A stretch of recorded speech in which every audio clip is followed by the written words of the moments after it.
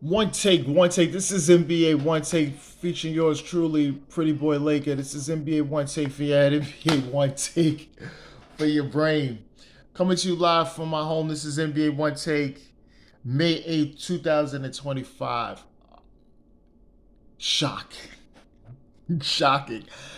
Shocking events. Um, Shocking events.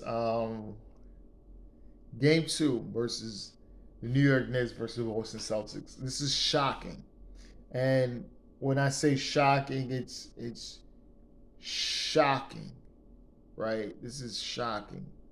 Um,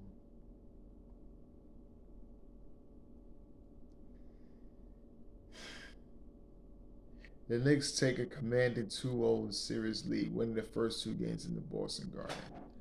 First two in Boston. Jason Tatum made a crucial turnover. Thought he was going to shoot. Probably should have shot it instead of possibly giving your team the win. Because I know in game one you didn't get the ball. They gave it to Jalen Brown and Mikal Bridges snatched it from him. Now Mikal Bridges got into the passing lane and was able to make the key clutch deflection, and Nick stole the ball to win by 101-90. Now everything. This is huge. Now I know they're a good road team, but man, I don't know. They're just not doing it. They're not executing the way they should, and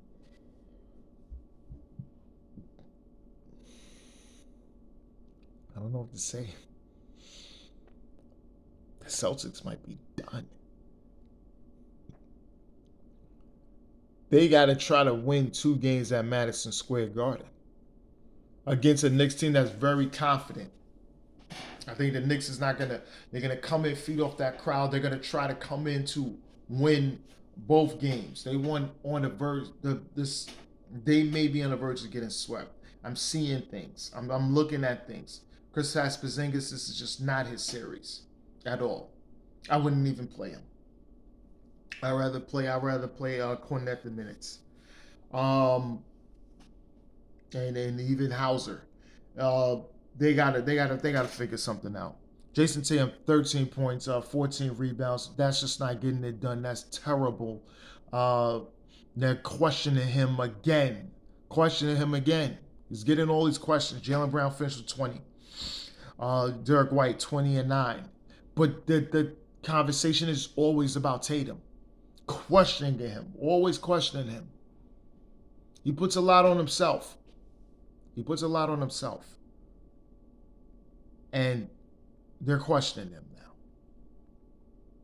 Is if they lose this series to the Knicks, is this going to affect his legacy? Mainly his legacy. Somewhat. They did win a title last year. He didn't get Finals MVP. He didn't even get the conference Finals MVP.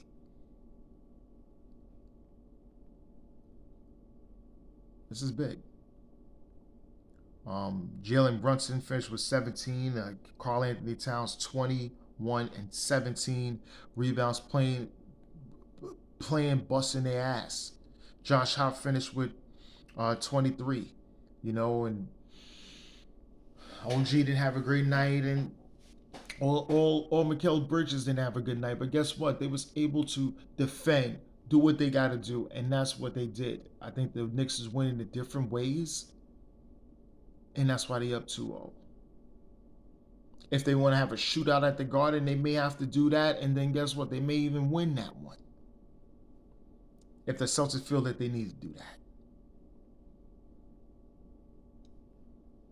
It's a lot of pressure on the Celtics. They have to win. They have to win at least one of these games. Go back home game 5, win game 5. Then you got to come back game 6 to try to force a game 7. That's the only way you can think about it.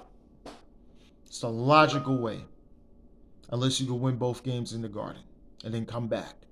Swing momentum. Knicks fans is going absolutely ape shit.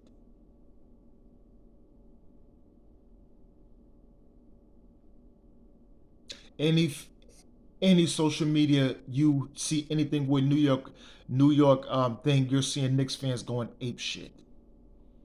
The city is in fucking in just the city is rocking right now. I always said this. Yeah, when the Yankees is winning is good.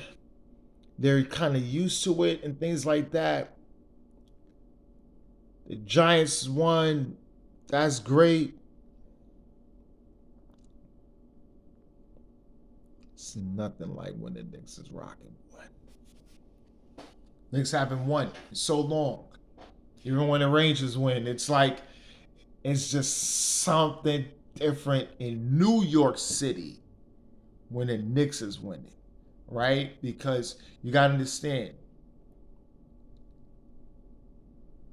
Yankee fans is primarily, right? Yankee fans is primarily in Bronx, other places and things like that, upstate New York, different little regions and things like that. Manhattan, things and things of that nature. Then you got Mets fans. Mets fans is a lot of Mets fans is in, Mets fans is in Jersey, there, Brooklyn. They both have things like that. Queens, Long Island, things like that. I know they say it's Yankee Town. I understand, but the Knicks is in every single borough, and going into Long Island, upstate New York, is everything New York. People that are was once New Yorkers in different types of are Knicks fans. May not always watch them, but when they start winning, oh yeah, they're putting on all that Knicks shit, all that old Knicks shit. It is different. It is different, and the city is in. Man, my phone went fucking crazy, bro. And I'm sleep. I'm sleep after the fact. My phone went crazy. So Knicks, I don't know. I listen. I went to my friend's page and they saw Stephen A. Smith. It's like Stephen A. Smith screaming like. Well, this is just it's unbelievable, man. But said I don't like the Knicks. I hate the Celtics. So it is what it is. But all right, so let me get to the next game. Next game is game 2 of the conference semifinals from the Oklahoma City Thunder versus the Denver Nuggets. Oklahoma City Thunder blew them out by 43 points. They smoked their fucking boots. Smashed them. And this wasn't even a fucking contest. 149-106. They beat the shit out of them. Nikola Jokic, 17 points, 8, and Russ Westbrook, 19. They gave up. They fucking quit. At one point, they quit. You got the bench out there rocking everything like that. OKC didn't that. They didn't. Their foot was on the pedal to let them know, and they did it. Shai Gilgeous-Alexander and 34-8. Chet Holmgren 15-11. Jalen Williams at 17. It's just spread out all over. And they're so confident they can go into Denver and win one of those games. And possibly 2. I think they feel that they gave up game 1. Now they said, okay, we lost. Oh, guess what? Now it's not happening right now. We know exactly what to do. I think they somewhat either figured the Nuggets out, or they know what to do going forward. What they have to do going forward. Throw up a lot of points, really put pressure on them. Force turnovers,